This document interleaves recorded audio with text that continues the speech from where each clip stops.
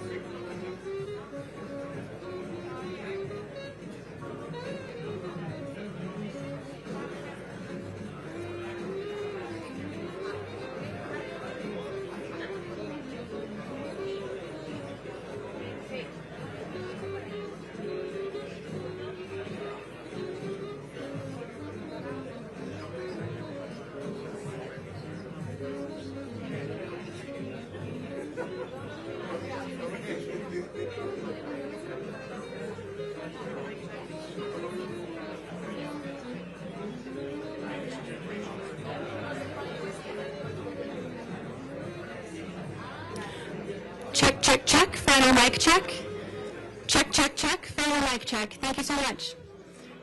Check, check, check. 1, 2, 3. Okay, thank you so much. All right.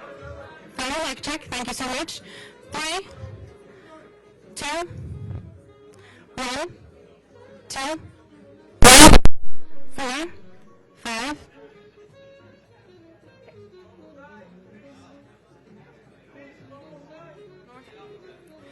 10, 9, 8, 7, 6, 5, 4, 3, 2, 1. Check, check. We're all set? Okay.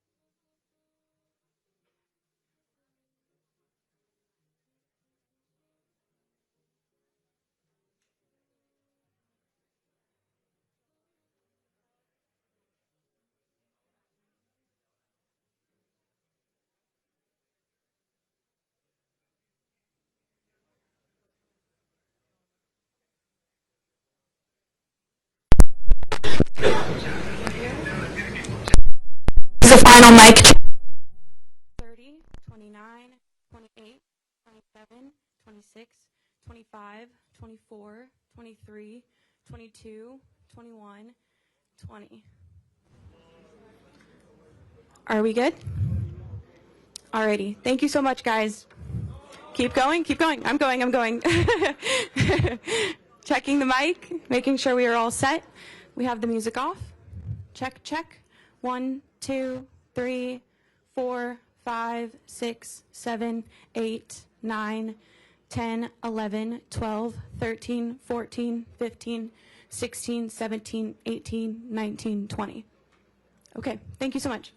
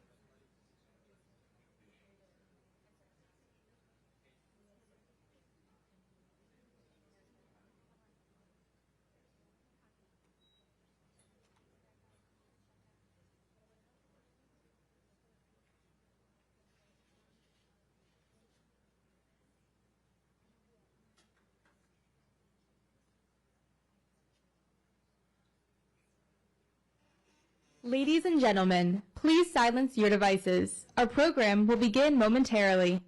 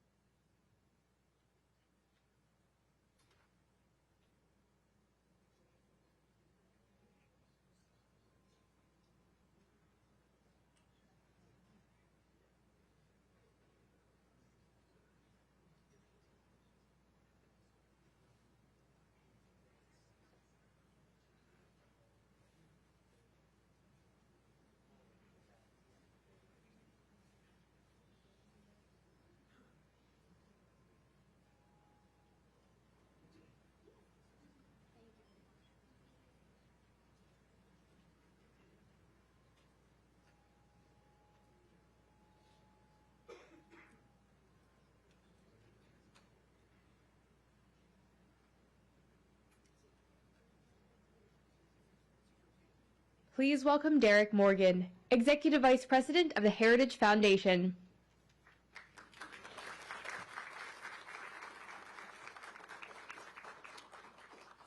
Thank you very much, and welcome everyone to the Heritage Foundation. We're delighted that you joined us today, and thank you for your patience as well as we undergo a historic event here. I have a few very brief words, and then I have the privilege of welcoming our distinguished guest, who will give remarks and then answer questions from the media.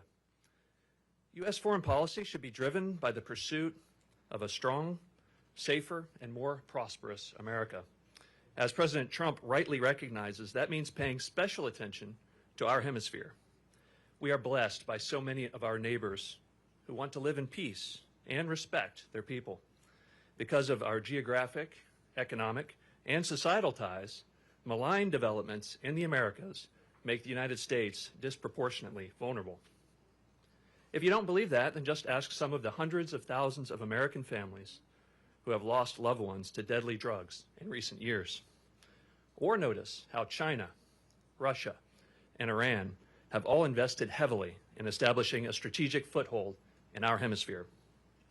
Nicolas Maduro led an anti-American socialist regime that weaponized deadly drugs, mass migration, and tren de agua against our towns and our cities. Meanwhile, he offered American adversaries an operating base.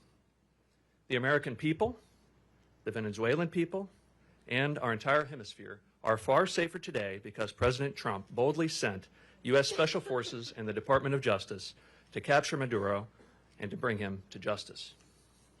Securing our hemisphere also means working with our friends, our partners, and our allies. And the United States has many. We are honored to have one of those friends with us here today.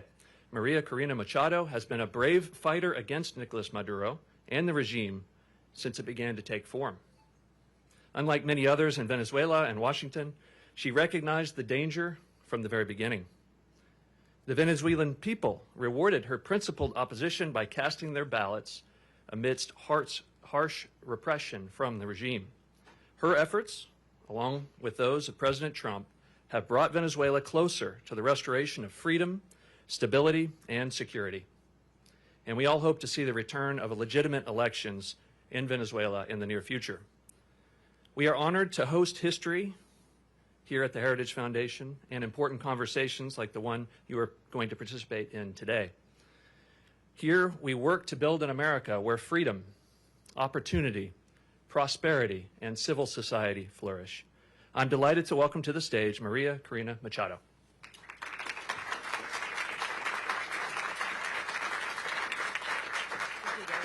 Thank you so much. Thank you very much. Thank you very much.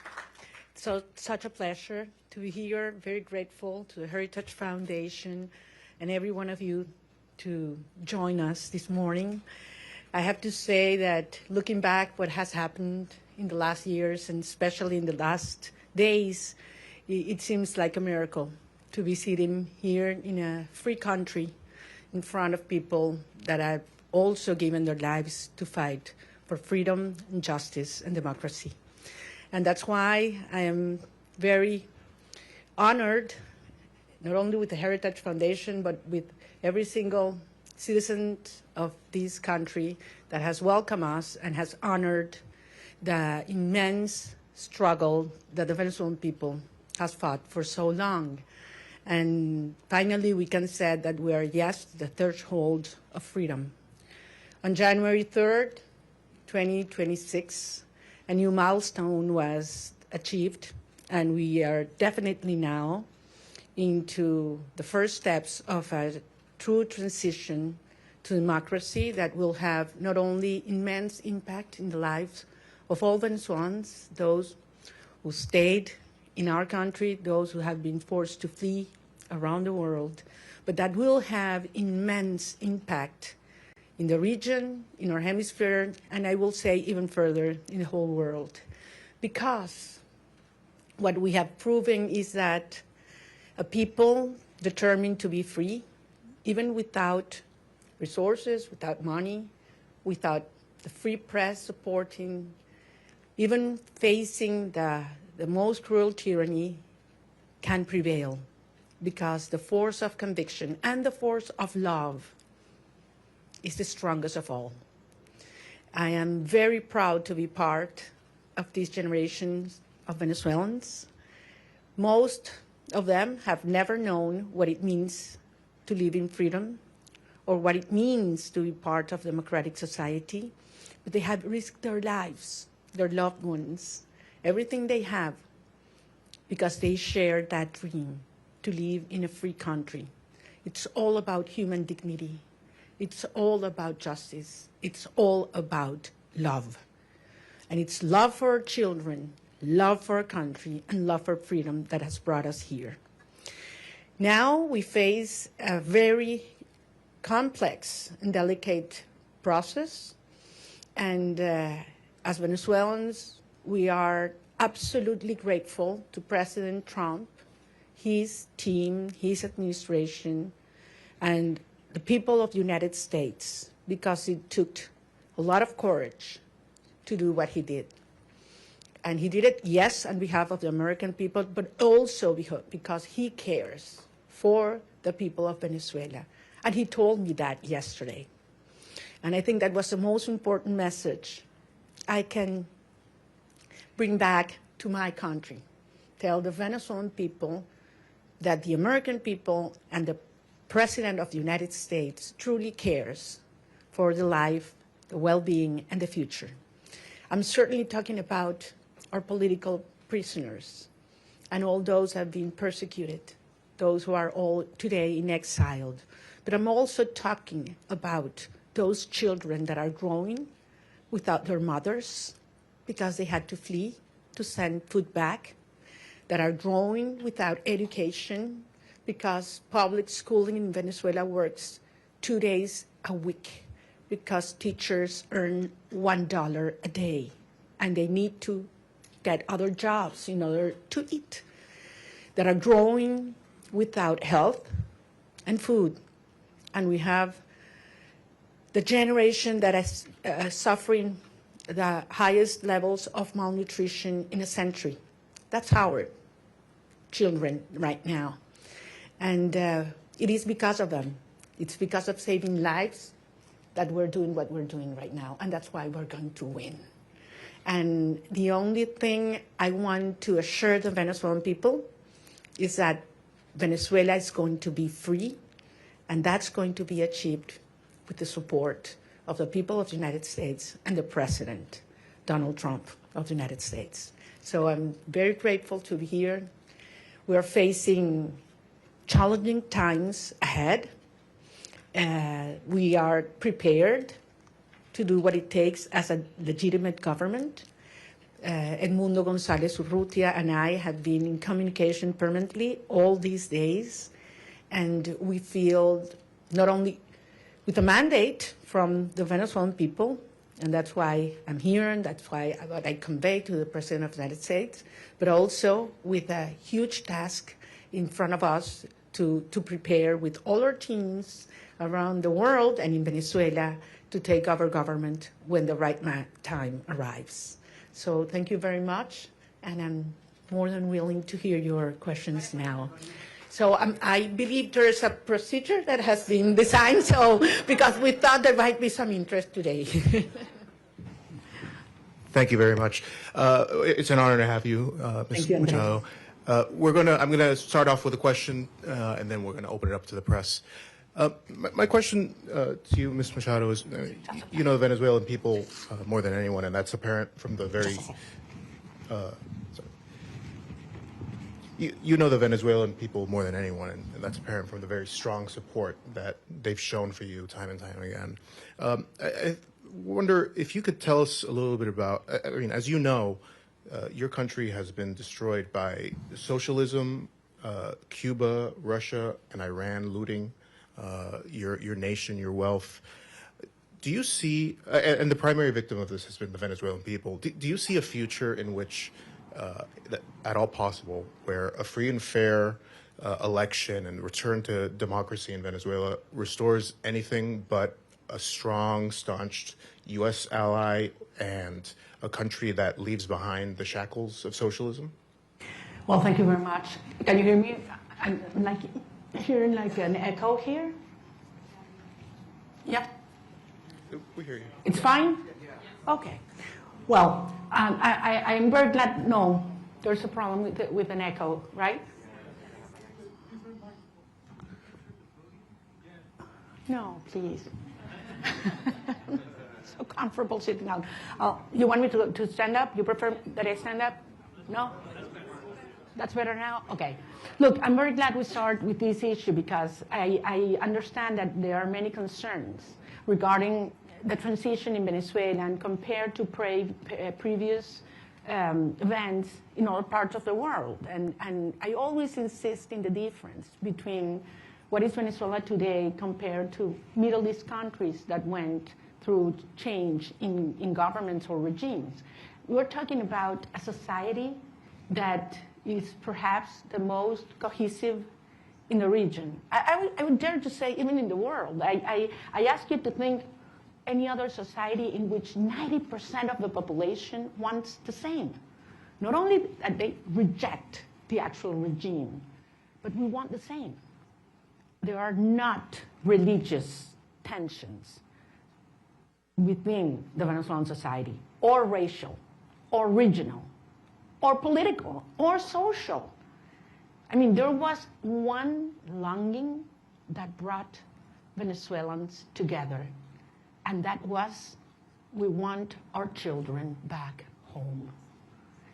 And it was that demand that I heard all around Venezuela in 2023, when we were moving forward to the primary process, that made me realize how powerful it was to unite a country, to tear down the barriers that the regime had built to divide us, between rich and poor, black and white, left and right, military and civilians. And we brought a country back together. That's why I always said, you know what, Maduro's going to go. We're going to get rid of him one day or the other. What's important is the country that's coming afterwards. And it's a country based on shared values. We want to live with dignity. We want to live with the result of our work, our effort, a society based in merit, and not if you know the chavista who is in certain place at certain time. Women do not want handouts. They don't want to live in give their children a box of food that has a high cost, because then you have to lower your head and repeat what the regime wants you to say or dress as they expect you to dress. They want to live with their job well done. That's dignity. And that's what Venezuela deserves and wants today. And that's what we represent. So, of course, the result of this hard process will be a society based on these values. A society that is profoundly pro-America. And I want to insist on this. Delcy Rodriguez, yes, she's a communist. She's the main ally and representation of the Russian regime, the Chinese and the Iranians. But that's not the Venezuelan people, and that's not the armed forces as well. So I am profoundly, profoundly confident that we will have an orderly transition. This is a complex phase we are right now. Some of the dirty work is being done by them. But then the result of a stable transition will be a proud Venezuela who is going to be the best ally the United States has ever had in the Americas.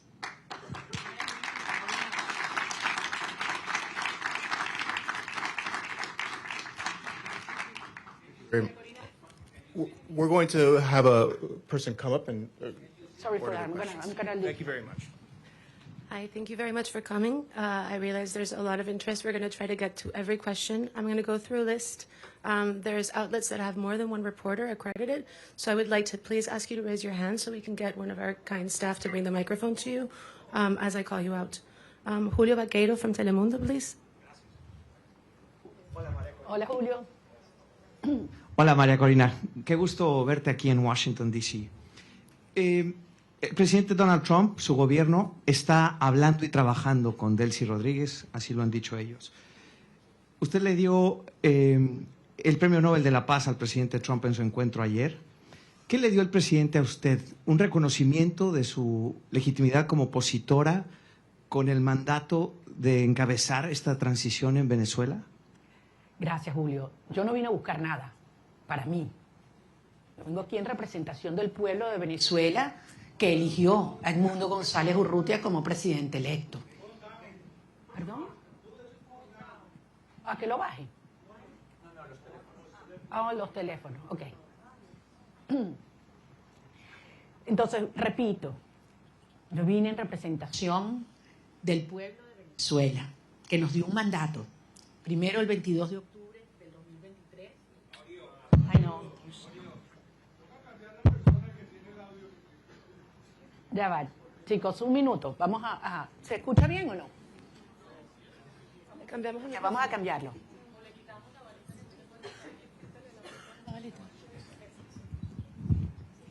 Ok, ahora está mejor. ¿Ahora sí? Ok, voy a repetir la pregunta la respuesta a la pregunta de Julio. Les decía, yo vine a reunirme con el presidente de los Estados Unidos en representación del pueblo de Venezuela, que nos dio un mandato. El 22 de octubre del 2023, cuando yo recibí más del 92% de los votos en las primarias, y el 28 de julio de 2024, cuando Edmundo González Urrutia, en las condiciones más extremas y fraudulentas, recibió el 67% de los votos de los venezolanos y lo probamos. Y lo probamos. Vine a recibir de parte de él un mensaje para los venezolanos. Y es la seguridad de que contamos con los Estados Unidos para avanzar en una ruta donde se haga respetar la soberanía nacional, la libertad, la democracia y la justicia. Hay un proceso muy complejo en marcha, lo sabemos, pero se están dando pasos. Evidentemente, para los venezolanos es una situación cada día, para muchos venezolanos de vida o muerte, y ahí hay una enorme urgencia ética. Pero entendemos que este es un proceso complejo al cual nosotros somos parte y queremos y estamos contribuyendo. Gracias. Nick Schifrin from PBS, please. Hola, María Corina. Thank you so much. It's great to see you in person after seeing you virtually for the last few years. Two questions, if I could, similar to what you just answered, but in English. You had a very good meeting with the president yesterday, but he still maintains a positive relationship and positive language about Delcy Rodriguez. The CIA director was just there. So what's your message to the president and to the United States when U.S. policy is still to support the Chavismo government that still exists in Caracas? And I have to ask, your statement last night said that you felt like you were going to die at one point when you left Venezuela in the boat. Can you just tell us exactly what happened in that moment when you were in that boat? Thank you. Well, regarding all the details of how and when I left Venezuela, for the protection of those involved and help me get here, I will wait until the regime is no longer in capacity to harm them, to share that in detail.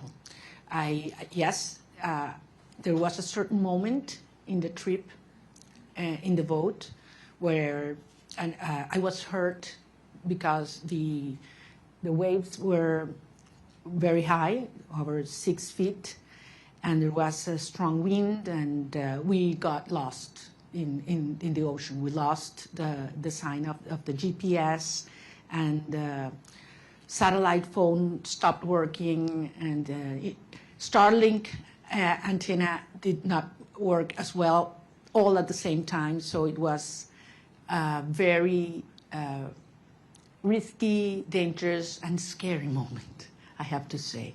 And it lasted several hours. But at the end, as I say, you know, we have moved ahead de la mano de Dios. And that's why I believe it is a miracle, and I'm here. And I know that someday I will be able to tell you all the details and thank personally all those that risked their lives in order for this to happen, because they knew it was very important for our cause that I was able to leave my country at that moment. Regarding your first question, look, this has nothing to do with a tension or decision between Delcy Rodriguez and myself. This is about the cartel and justice. This is about a criminal structure that is the regime and the mandate of the Venezuelan people. That's what's at stake at this moment. I'm just one member of a huge movement of millions of Venezuelans that have decided and are committed to be free. And I have no doubt that President Trump, his administration, and the people of the United States support democracy, justice, freedom, and the mandate of the people of Venezuela. I have absolutely no doubt, not only because it's in the well-being of Venezuelan people, but as I say, because it's crucial for the American people. The United States today is a safer nation after January 3rd. And once the regime is out and the transition is accomplished, the United States will not only be a safer nation, but one that will have more prosperity and strength in our hemisphere. Can we get Eric Martin from Bloomberg, please? I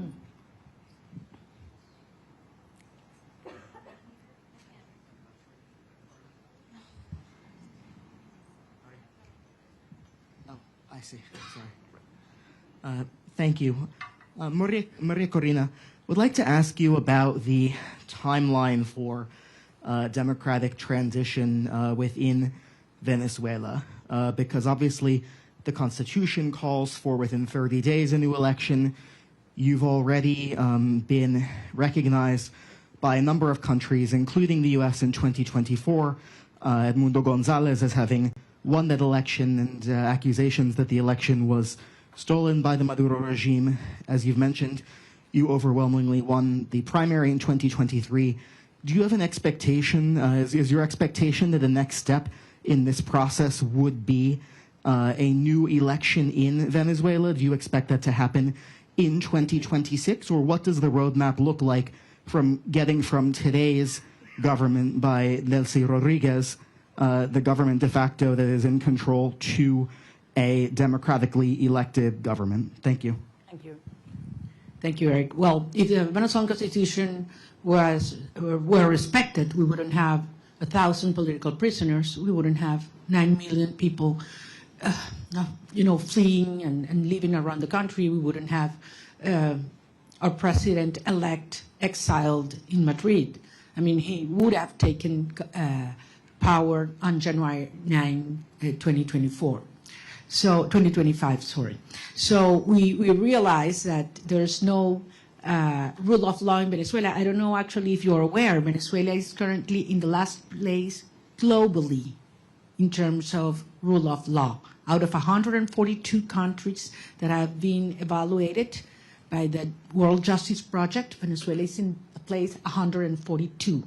So much for the Constitution. At the end, it is a matter of strength, and that was what made this process, started on January 3rd, happened. I mean, that was the main difference. The regime realized that they are facing the strength of the people organized, but mostly, in this last phase, the strength of the democratic allies that are concerned about the structure of the regime, of the criminal regime in Venezuela. So this is a process that has several phases. We are in one that it's complex, as I said, in which the regime is forced to dismantle themselves. Some of the structures that have been maintaining them in power, starting with the repression system. That requires not only that all political prisoners are liberated, but that they are free. The fact that you are not in a prison doesn't mean that you are free. In Venezuela, they have left the jails, but they cannot speak to the press. They cannot leave the country, and they are still terrified. All torture centers have to be closed, and certainly there have to be guarantees for journalists to speak out, and those who have left the country to come back and organize and make the will of the people be respected. Eric, believe me, I understand the urgency. I have been speaking with the families, not only of those that have been freed or liberated these last hours, but especially with those that have not, and that they don't know where their loved ones are right now. They have simply disappeared. I'm talking about hundreds of people. Actually, we found out in these last hours that there were more political prisoners than we thought, because many families had been scared just even to denounce that their loved ones had been in prison or disappeared by the regime. So some of those that have been liberated were not even registered by us. So, and this is still in place. I mean, there is a criminal structure of terror not only on the civilian population, but also in the military. So that one of the main urgencies and priorities that have to take place in the days to come is we need to dismantle that terror structure by the DGCIM or La Casa Militar, which are those that have committed crimes against humanity and that are those that have not only the civilian but the military under terror and neutralized.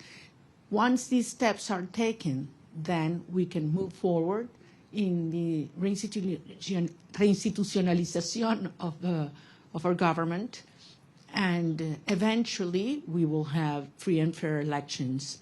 And I'm talking about governors, mayors, National Assembly. We need to have, the will of the people be expressed freely. I have to remember that in the last election, presidential election, where our president-elect Edmundo González won, nearly 40% of Venezuelans that have a right to vote couldn't do it because the regime wouldn't allow them. That's one of the main things we need to correct. Every single Venezuelan living in Venezuela or abroad should have the right to vote as soon as possible. Thank you. Gaby Peroso from BPI, please.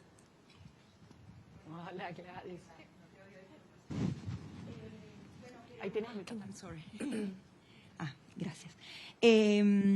Quería que nos dijeras lo que se pueda revelar de la reunión con el presidente Donald Trump, por ejemplo, la importancia del reconocimiento al presidente electo Edmundo González, un cronograma electoral, eso se habló, hay posibilidades ciertas de esas dos cosas. Y en segundo lugar, una pregunta que se hacen los venezolanos, tu retorno a Venezuela, saliste con condiciones distintas. Ahora Estados Unidos también está involucrado en eso. También se habló de eso con el presidente Donald Trump, la conveniencia que vuelvas o no. Y para poner lapsos a Carnaval, Semana Santa, ¿cómo lo podemos medir? Porque los venezolanos se lo preguntan. Gracias. Gracias, Gladys. Te entiendo, porque como lo dije antes en inglés, para nosotros es un tema de vida o muerte. Miles de venezolanos cada día que pasa. Es una tortura, es una tragedia y es un tema de la urgencia ética asociada a poder realmente iniciar un proceso de reconstrucción del país y que regresen los venezolanos que se han ido. Como ustedes comprenderán, los detalles de la conversación con el presidente no lo voy a hacer público, es parte, por eso fue una conversación privada y yo soy rigurosamente respetuosa de los términos de cada conversación.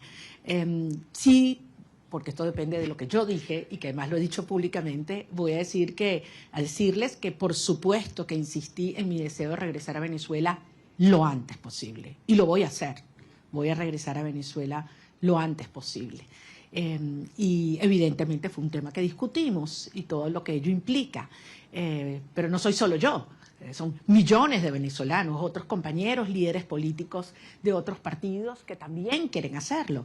Incluso ayer algunos senadores hablaban de ir a Venezuela, lo dijeron públicamente y lo declararon. Y yo, bueno, quizás hasta podemos ir juntos.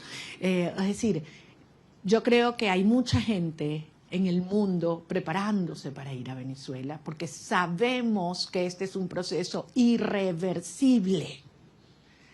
Puede tomar un día más, puede tomar un día menos. Puede haber alguna fase que no nos la habíamos previsto o que no nos gusta. Eso es verdad. Es un proceso tremendamente complejo, desmontando una estructura que tiene 27 años en el poder, destruyendo todo, aliados con los rusos, con el régimen iraní, entregando nuestras riquezas a China, ofreciendo el territorio venezolano para que opere Hezbollah, Hamas, los carteles de la droga, la guerrilla colombiana. Todo ha entrado, persiguiendo a la sociedad, acabando con nuestras instituciones. Y no pudieron. Tenido toda la plata del mundo. Por aquí tenía yo la cifra de lo que fue, lo que le ha entregado el régimen chavista desde el 99 hasta este año en petróleo venezolano regalado a Cuba.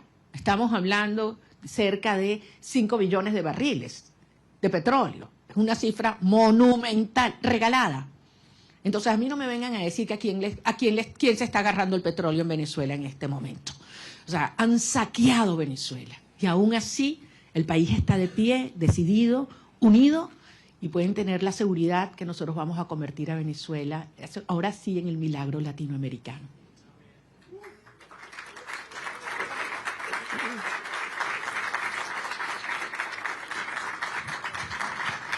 So this was supposed to last until noon. It is now noon, but if everyone's game to stay, we stay. Paolo Mastrolli from La Repubblica, please. ¿Dónde está? No veo. Allá. Paolo, está el... Thank you very much for doing this. You met in Rome with Pope Leo. Can you talk about what you discussed with him, if the Holy See is willing and able to help you in this transition? Thank you very much. That was a very important meeting. I'm a Catholic, as you know, and believe me, during my trip, I prayed a lot. So I was able not only to talk to him, but to present to him some of the rosaries that I had brought with me during the trip. And it was a day that marked my life in a personal dimension, but also I had a reassurance of the Holy Father that he knows very well what's going on in Venezuela. He knows what the Catholic Church is going through because of the persecution and pressure on our bishops and priests and nuns. And I believe that he's not only concerned, but actively helping and supporting a peaceful transitional process to take place. I think it was a very important and timely message to Venezuelan society, which is mostly, as you know, Christian. So I think it couldn't have been in a better moment, and it brought a lot of hope and reassurance to our people. Thank you. David Alandete from Diario ABC, please. Aquí está, David.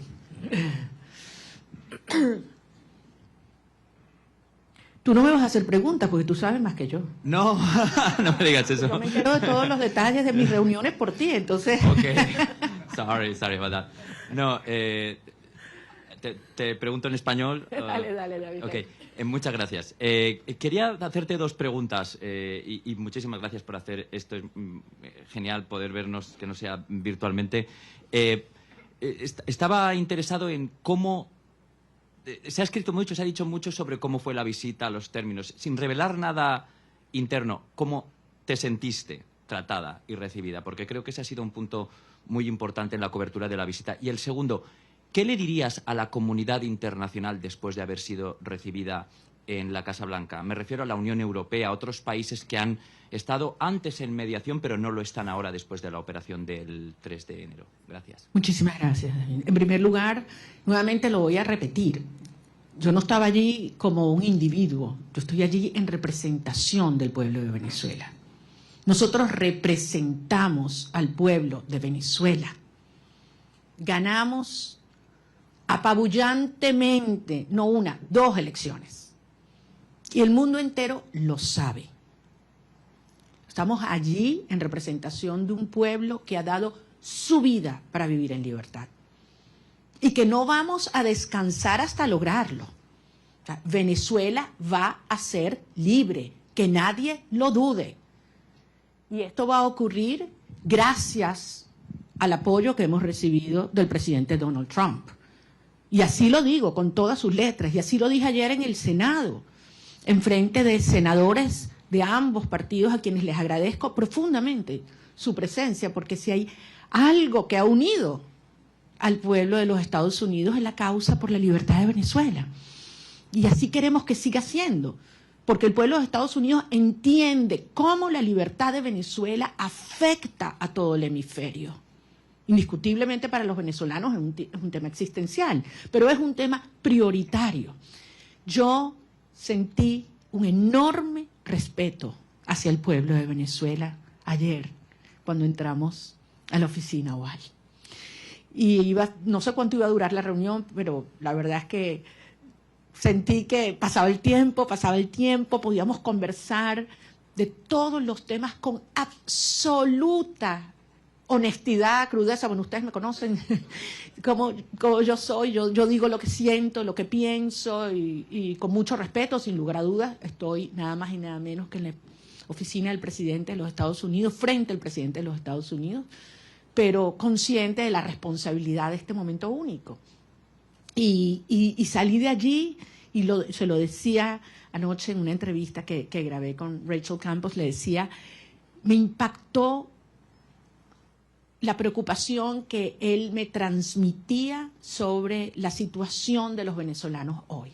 Cómo están los niños, cómo están los jóvenes, cómo están los ancianos, cómo está el sistema de salud, cómo está el sistema de educación, cómo están las familias, qué planes tenemos. O sea, yo creo que quizás públicamente se da a conocer más las preocupaciones por temas económicos, energéticos, etcétera, pero yo ahí pude tener una conversación con un ser humano que le duele lo que están viviendo los venezolanos, que le preocupa y que está genuinamente comprometido con su bienestar. Por eso yo salí realmente convencida de que lo que necesitamos para sumar a toda la fuerza y la organización adentro en un genuino liderazgo global está en la Casa Blanca, y creo que servirá de ejemplo para aquellos líderes globales o mundiales que no han tenido la determinación de llamar las cosas por su nombre, porque todos lo saben. A estas alturas no hay excusas. Están los informes de Naciones Unidas y el Fact-Finding Mission, donde se demuestran los crímenes de lesa humanidad que ha cometido Nicolás Maduro, Delcy Rodríguez, Diosdado Cabello, Vladimir Padrino López. Eso está allí, con nombre y apellido, testimonios desgarradores. Entonces no hay excusa para ignorar el terrorismo de Estado, como ha calificado la Comisión Interamericana de Derechos Humanos. Más allá de todos los crímenes de corrupción, narcotráfico, tráfico de seres humanos, de armas, todo lo que sabemos que sigue ocurriendo en Venezuela. Es que yo salí emocionada y con una gran responsabilidad, desde luego, para los tiempos por venir. Maxine Wallace, Washington Post, please.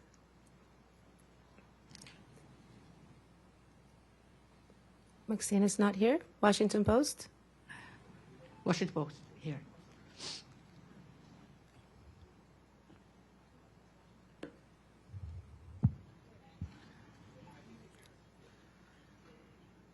No Washington Post? Okay. Then let's go with Carla Angola, please. She's right next to you. Thank you. I can hold it. Okay, perdón. ¿Cómo estás, María Corina? Quería solo algunos detalles, ¿no? El primero que siempre me ha dado curiosidad sigue siendo, ¿cómo fue esa primera noche en la que dormiste sin estar en clandestinidad, sin haber estado todos esos años sin poder salir del país? Es decir, dormir una noche sin la sospecha o el peligro de que alguien te fuera a buscar. Eso siempre me dio curiosidad, que si lo pudieras compartir. Y después, en esa reunión, ¿pudiste conocer cómo te vas a involucrar? Porque el presidente lo dijo en algún momento, que tú vas a estar involucrada en alguna de las fases. ¿Pudiste descubrirlo en esa reunión? ¿Nos puedes dar alguna seña de cómo vas a estar involucrada y en qué fase? Y tercero, si pudieras decirnos si tú crees que Delcy Rodríguez, con ese perfil de miembro del cartel, de criminal de lesa humanidad, pudiera tener las credenciales para ser una candidata a la presidencia, si es que ella va a tener permitido eso con todo ese prontuario, si ella de verdad crees que debería o va a poder participar en esa futura elección justa y libre de la que estás hablando. Bueno, tú me conoces bien, querida Carla, yo no voy a especular. Yo voy a hablar solamente sobre los hechos y aquellos que además me puedo dar fe. En primer lugar, de la señora Delcy Rodríguez, creo que la justicia de los Estados Unidos tiene suficiente información, y la justicia internacional. Solamente les recuerdo que no solamente ideológicamente comunista y muy fanatizada, pero además ha sido como en el cargo de vicepresidente quien ha supervisado y ejecutado todo el proceso de represión en Venezuela. Es decir, los centros de tortura están bajo su dirección y han estado bajo su dirección. Es responsable directa. Además, ha sido parte del diseño de bypassear las sanciones de los Estados Unidos, la justicia de los Estados Unidos, para poder obtener y seguir haciendo transacciones financieras con países que son enemigos de los Estados Unidos. Entonces, queda muy claro cuál ha sido y cuál es su perfil. Con relación al rol que vamos a tener el gobierno electo en estos próximos pasos, es algo que no hay que descubrir, es algo que hay que construir.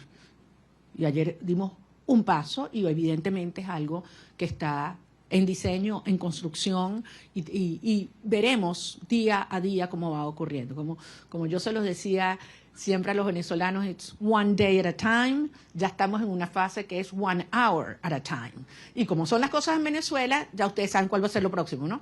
Entonces aquí nadie se aburre en materia de las dinámicas en Venezuela porque están pasando muchas cosas.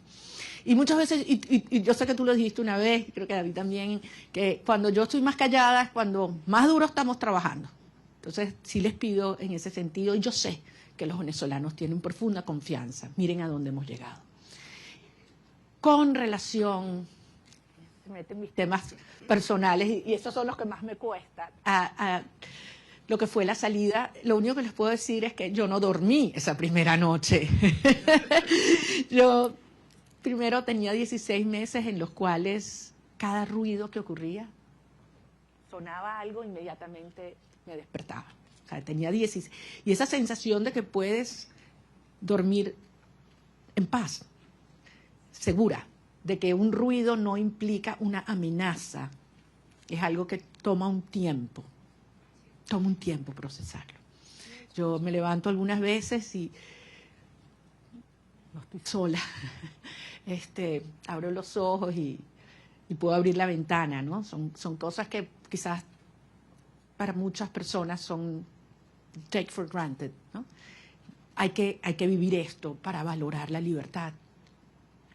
Y la verdad es que si hay algo que yo tengo que hacer es darle las gracias y pedirle perdón a mi familia, porque hay que ver lo que esta experiencia les ha traído, ¿no? A todos, a las familias de todos los que estamos involucrados en esta causa, ¿no? No es solo la mía. Yo hablaba ayer con la madre de un muchacho que liberaron y la verdad es que es admirable. Y cuando he hablado con cada uno de los presos liberados, es tanta la admiración, porque los que me dicen es, lo volvería a hacer, María Corina. Antes de saludarme, lo primero que me dicen, quiero que sepas, lo volvería a hacer. Y después, te adoro, te quiero, no sé cuánto me muero por verte. Pero lo primero es, quiero que sepas, lo volvería a hacer. Yes. Can we get Vera from the Wall Street Journal, please? Vera's not here. Wall Street Journal? Okay, then we go with Ilia Calderón from Univision.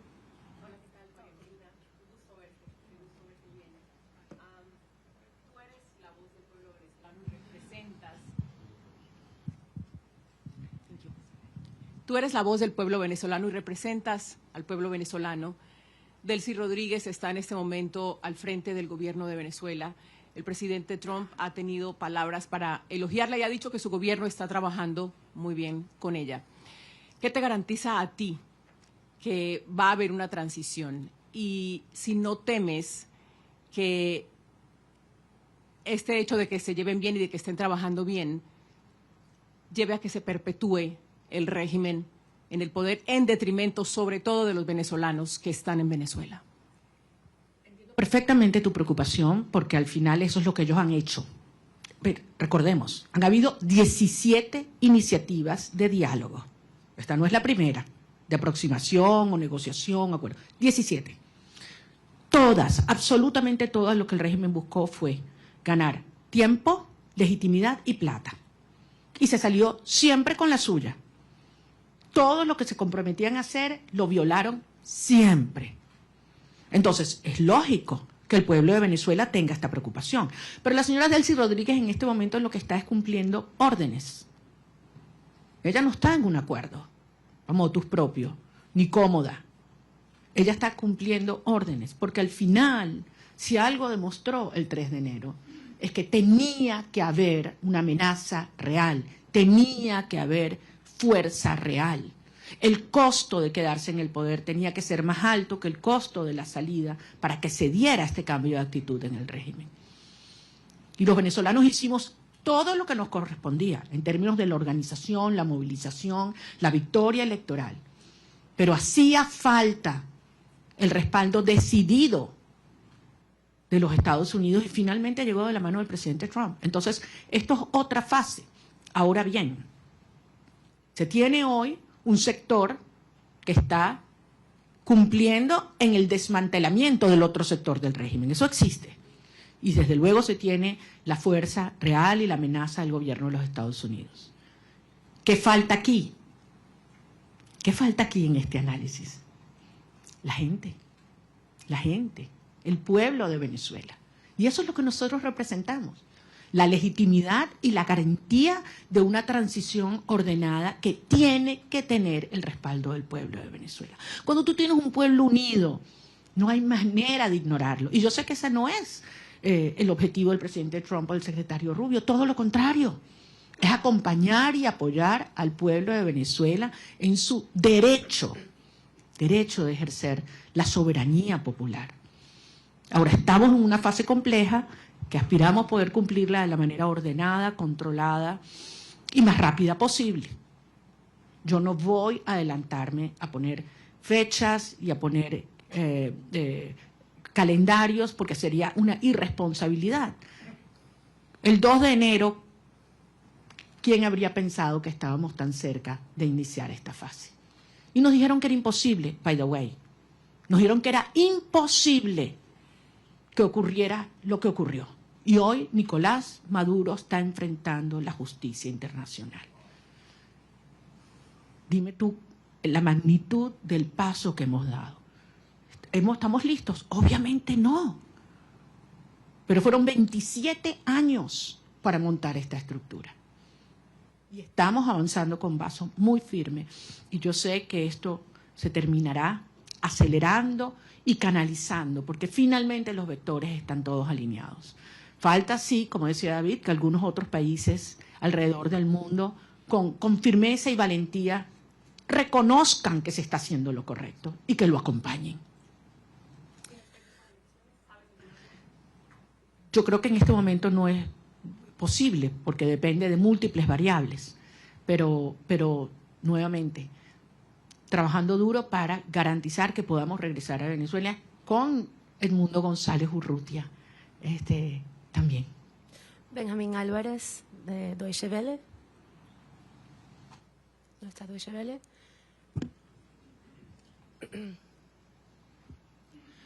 Muchas gracias. Una pregunta refiriéndome a lo que acaba de mencionar de que Delcy Rodríguez está recibiendo órdenes y no está cooperando con la administración Trump.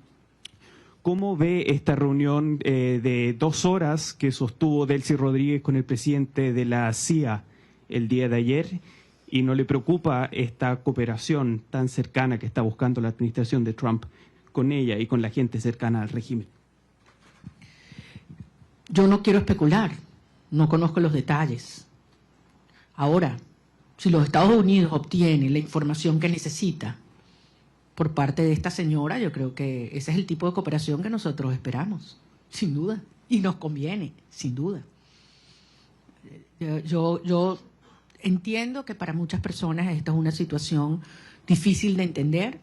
Para muchos venezolanos quisiéramos que esto evolucionara probablemente de una manera más rápida y trabajaremos para que así sea. Pero desde luego, pocas personas tienen tanta información sobre la estructura criminal de la tiranía como quien fue parte de su diseño. Así que sin duda tiene información que le debe ser de altísimo valor al director de la CIA.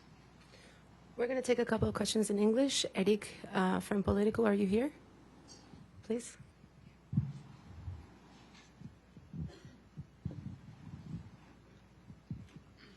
Thank you so much, María Corina. It's good to see you in person, as others have said. Today, Venezuela accepted its first deportation flight since the operation on January 3rd. It followed a month of pauses. There's been some worry that Rodriguez could use migration cooperation with the United States as a way to defray pressure to go towards elections or to dismantle criminal networks in the country. Do you share those concerns that she could use an issue that is very central to this administration's foreign policy? Thank you very much. We all know how this regime weaponized migration against several countries, not only the United States. And migration in Venezuela was designed by the regime. Wasn't, just spontaneously happened. It was designed by them. And certainly they've tried to use our people as that trade bargain, trade to which is very, very painful. But I think everybody knows that the only way that we can have people on their own means, and talking hundreds of thousands coming back, is given the Venezuelan people the hope, the certainty that we will have a democratic future and security in our country. It's not a matter of having all economic problems solved. People are willing to go back to be part of the solution. But if they have, hope that we will have a freedom and democracy in the future. So I think it is clearly in the best interest of the United States and those that are concerned about migration to have a transition take place as soon as possible, because you will see millions coming back home. I have several accredited journalists from the AP. I don't know who wants to take the question. Josh Goodman from Associated Press. Hi, Maria Corina. Thank you. Lots of questions still about the meeting yesterday with President Trump. I just have three specific ones. Did you urge him to seek the arrest of Diosdado Cabello? Did you urge him not to meet with Delcy Rodriguez, as he's indicated he would? And did you urge him to not allow Delcy Rodriguez to reopen the Venezuelan embassy in Washington? Those are three specifics. Want to know what your position on those are. Thanks. Well, I think I don't need to urge the president of specific things. I think it's very clear what has to be done right now. We exchange views about the implications of several actions. And I just want to tell you that I was very impressed of the degree of information he has, how closely he follows the situation in Venezuela, and how much he's concerned about the well-being of our people. Certainly, we did talk about the political prisoners and their families, and the importance to stop repression from the root in Venezuela right now, because you cannot talk of a transition, even in its first steps, if there's still repression in our nation. The Daily Signal.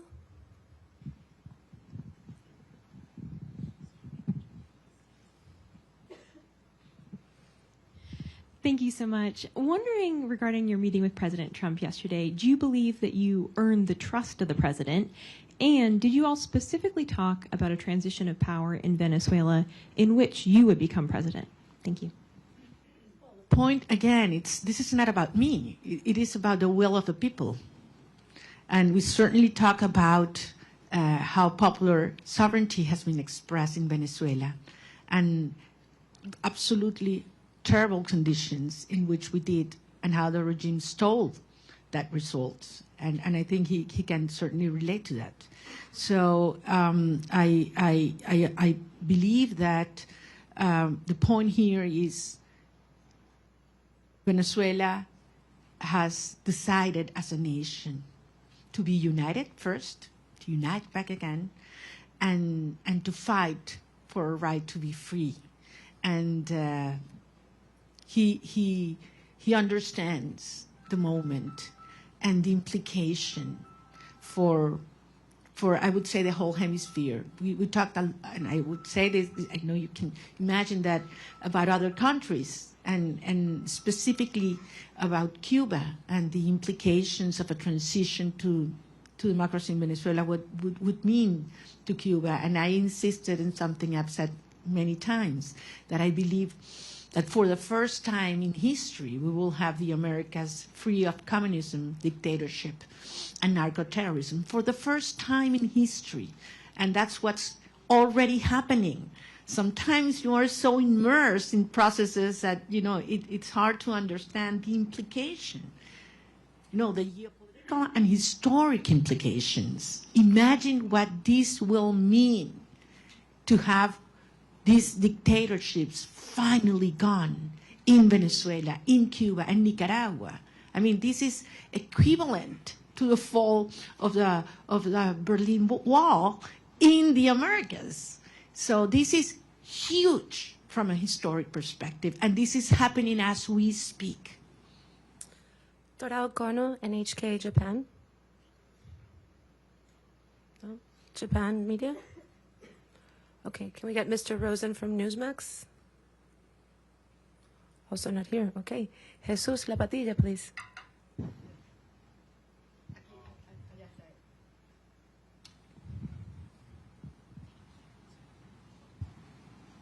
Pardon me? Okay. I was wondering if President Trump he's aware of how many political prisoners have been released so far. I mean, it's less than 10%. And I was wondering if he's aware of that, and if he's told you some strategies that he will do to enforce, to make them release in the next months or weeks or something. Certainly aware. President Trump is certainly aware of what's happening with the political prisoners, how they are not being complying as they were expected, and committed to see that happen. I have no doubt. Well, what specifically he plans to do, we didn't get involved into that, but I trust his word that that's something it will take place. And as you know, Jesus, and we've talked about this is one of certainly my top priorities right now, certainly. We do have another media outlet from Japan. If you're in the room, please raise your hand. No? Okay. AFP, Agence France Presse. Over there.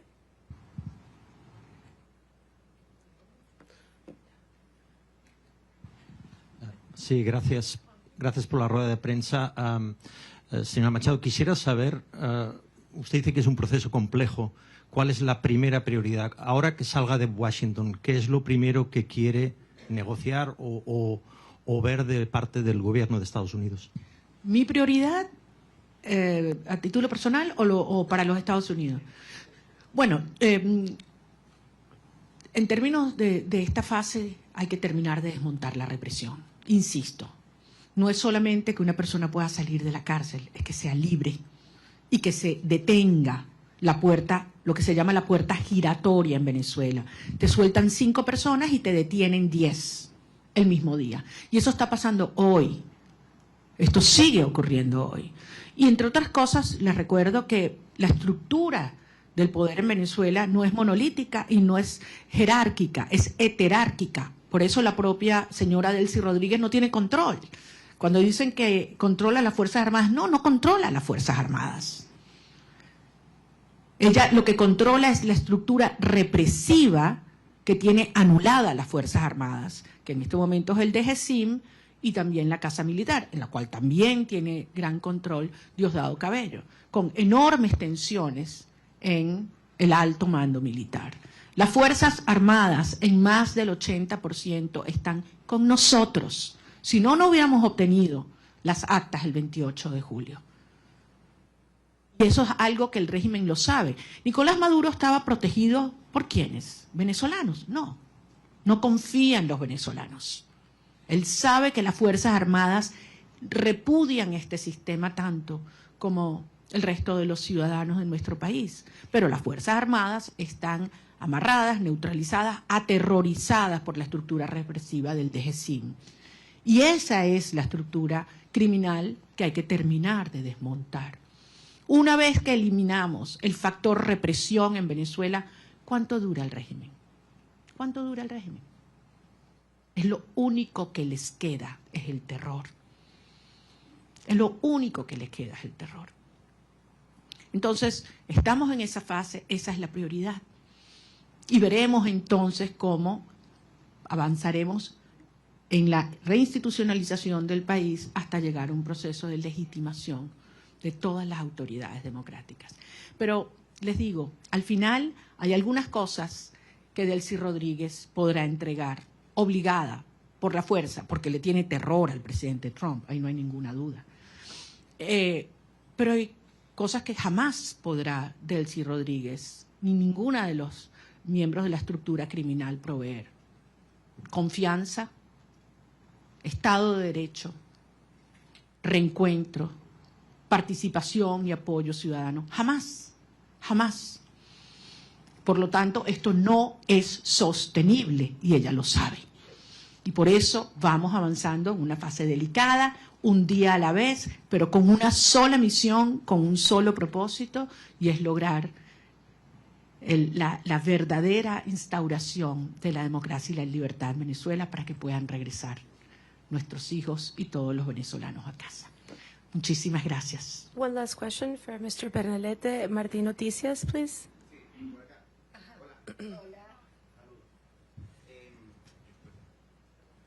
María Corina, gracias por la oportunidad, gracias a todo el equipo. Conversación que tenga prevista con el secretario Marco Rubio en virtud de recapitular un poco la orientación diplomática entre Venezuela y el gobierno de Estados Unidos, y hay alguna aclaratoria con los términos de cooperación energética entre Estados Unidos, dado que el secretario del Departamento de Energía dijo que hasta 2 años podría ser el control del petróleo en Venezuela. Bueno, nuevamente, las cosas en Venezuela se están moviendo rápidamente. Es evidente que mientras esté el régimen en el poder, no hay confianza para ninguna persona, para ninguna institución, para ninguna empresa, y por lo tanto existe este nivel de supervisión sobre los ingresos petroleros. Pero la transición en Venezuela, y como mismo dijo el secretario de Estado, las fases se solapan y esto puede acelerarse enormemente.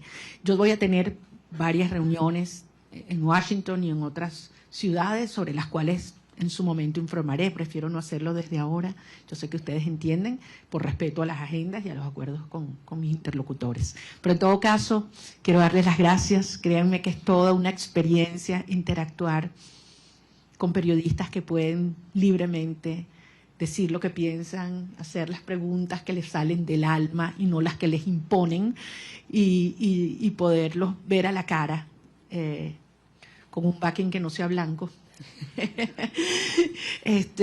Y con el orgullo de decirles que lo que viene es enorme, y que así como Venezuela hace 200 años fue el foco de la lucha por la libertad y la liberación de nuestra región, una vez más el futuro de la región de América Latina se está luchando en el suelo venezolano, y yo voy a regresar lo antes posible. Espero que muchos de ustedes puedan hacerlo conmigo también.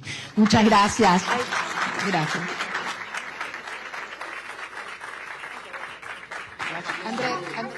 Thank you very much.